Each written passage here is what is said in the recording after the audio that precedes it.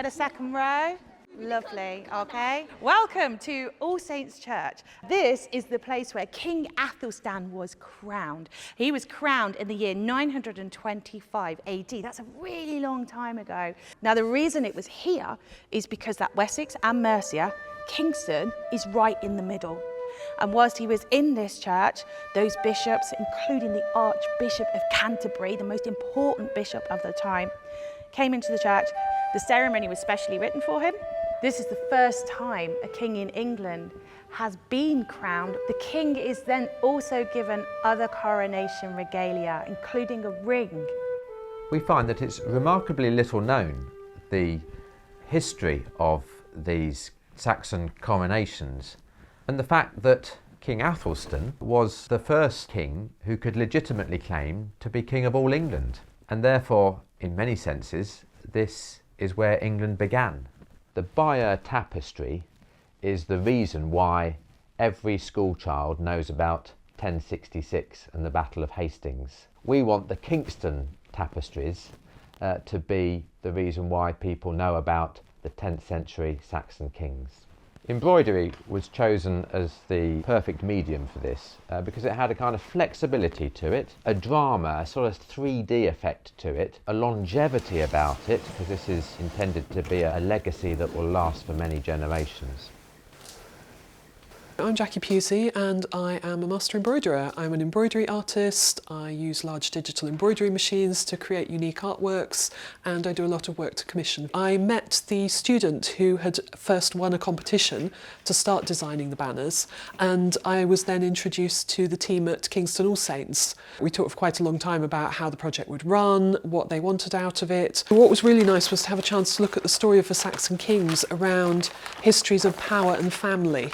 And the uses of power. The idea of interplay of histories, power, dress, culture, and all of that came into this project really attracted me. The way that beading works, I'm constantly working with Beatrice as well, who's done all the amazing beading on this project for the final embellishments.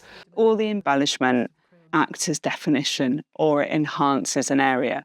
It can't take over. Sometimes I think you don't realise that there's cording there, because all it's doing is making that line stronger. And that's the point of it. It's to make things stronger and to make them stand out. We're creating a new legacy. This is probably one of the largest commissions that uses this idea of hand techniques with digital embroidery. And Jackie absolutely is probably one of the most interesting digital embroiderers who's working at the moment.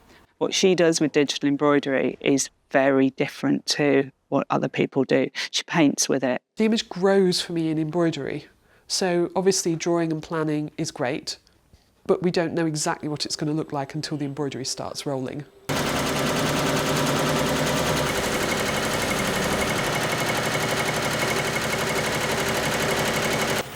These are saying something new and taking embroidery into a new area.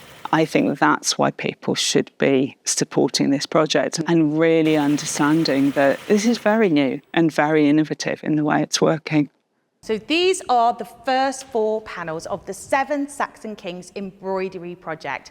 Each of these embroideries contains storytelling about that king's reign. For example, this one is King Eadred. Now you can see from his face that he was quite poorly during his reign.